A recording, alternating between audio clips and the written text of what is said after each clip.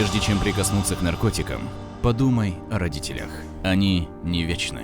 Управление по контролю за оборотом наркотиков МВД по Республике Саха-Якутия предупреждает: хранение и распространение наркотиков запрещено и карается законом.